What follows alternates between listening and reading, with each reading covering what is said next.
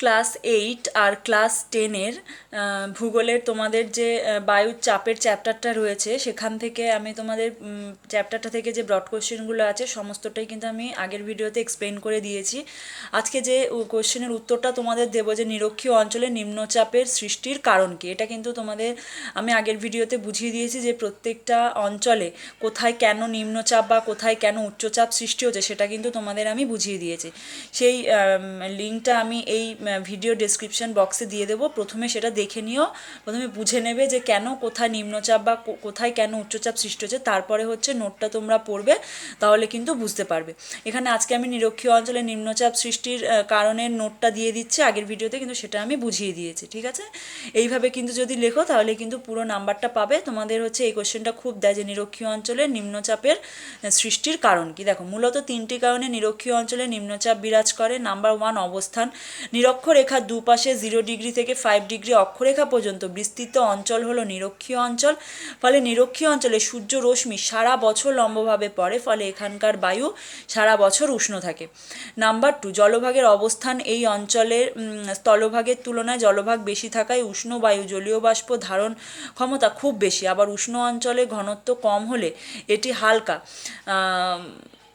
এই হালকা জলীয় বাষ্প যুক্ত বায়ু প্রসারিত হয়ে উপরে ওঠে। 3, পৃথিবীর আবর্তন গতি। ঊর্ধ্বগামী বায়ু পৃথিবীর আবর্তন গতির জন্য নিরক্ষরেখা থেকে উত্তর ও দক্ষিণে ছিটকে যায়, ফলে এই অঞ্চলে বায়ুর পরিমাণ কমে যায়। এই মূলত এই 3টে কারণেই কিন্তু নিরক্ষীয় অঞ্চলে নিম্নচাপের সৃষ্টি হয়ে থাকে। এটা তোমাদের আমি আগের ভিডিওতে বুঝিয়ে দিয়েছি, সেখান থেকে সেটা বুঝে নিও ভালো করে যে নিরক্ষীয় অঞ্চলে কেন নিম্নচাপের সৃষ্টি হয়। তোমাদের পরের ভিডিওতে হচ্ছে কর্কটীয় মকরীয় অঞ্চলে কেন উচ্চচাপের সৃষ্টি হয় সেই নোটটা দিয়ে দেবো। এটা কিন্তু ভাবে পয়েন্ট করে লিখবে, তাহলে কিন্তু পুরো নাম্বারটা পাবে। আজকে দেখো কর্কটীয় মকরীয় অঞ্চলে উচ্চচাপ বিরাজ করার কারণ কি সেই নোটটা দিয়ে দেব। তোমাদের আমি হচ্ছে আগের ভিডিওতে হচ্ছে বুঝিয়ে দিয়েছি যে কর্কটীয় মকরীয় অঞ্চলে কেন উচ্চচাপ সৃষ্টি হয়, আজকে সেটা নোটটা দিয়ে দেব। তাই এই নোটটা লেখার আগে বা এটা পড়ার আগে ওই ভিডিওটা দেখো, আগে ভালো করে বুঝে নিও, তাহলেই কিন্তু তোমরা যদি এইভাবে নোটটা লেখো তাহলে কিন্তু তোমাদের মুখস্থ করতে কিন্তু সুবিধা হবে। আর ঠিক এইভাবে লিখলেই কিন্তু তোমরা পুরো নাম্বারটা পাবে।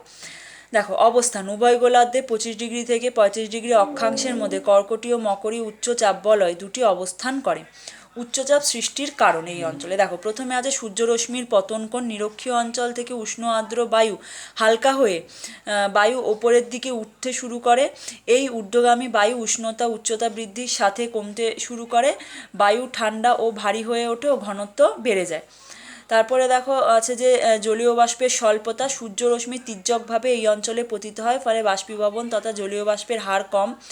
নাম্বার 3, পৃথিবীর আবর্তন গতি। নিরক্ষীয় অঞ্চলে ঊর্ধ্বগামী উষ্ণ ও আর্দ্রবায়ু পৃথিবীর আবর্তন গতির জন্য ছিটকে উত্তর ও দক্ষিণে সরে গিয়ে শীতল ও ভারী হয়ে দুই ক্রান্তীয় অঞ্চলে নেমে এসে বায়ুর ঘনত্ব বৃদ্ধি করে, ফলে বায়ুর চাপও বৃদ্ধি পায়। নেক্সট, কোরিওলিস বলের প্রভাব। দুই মেরু অঞ্চলে শীতল ও ভারী বায়ু কোরিওলিস বলের দ্বারা বিক্ষিপ্ত হয়ে কর্কটীয় মকরীয় অঞ্চলে নেমে এসে দুই ক্রান্তীয় অঞ্চলে ঠান্ডা ও শুষ্ক বায়ু বিরাজ করে। নেক্সট, বায়ুর ঘনত্ব ও চাপ। দুই বিপরীতধর্মী বায়ু ক্রান্তীয় অঞ্চলে মিলিত হয়ে বায়ুর পরিমাণ বৃদ্ধি পায়, ফলস্বরূপ বায়ুর ঘনত্ব ও চাপ বৃদ্ধি পায়। এটা যদি তোমরা না বুঝে যদি পড়ো তাহলে কিন্তু তোমরা বুঝতে পারবে না। এই জন্য এই নোটটা লেখার আগে বা মুখস্থ করার আগে যে আমি বুঝিয়ে দিচ্ছি যে ভিডিওটা, সেটা আমি এই ভিডিও ডেসক্রিপশন বক্সে দিয়ে দেবো, সেখানে দেখে নিও, তাহলে কিন্তু তোমাদের বুঝতে বা পড়তে কিন্তু এটা সুবিধা হবে। চ্যানেলটি সাবস্ক্রাইব করে রেখো, আমি পরের ভিডিওতে মেরু অঞ্চলেরটা দিয়ে দেবো, ঠিক আছে।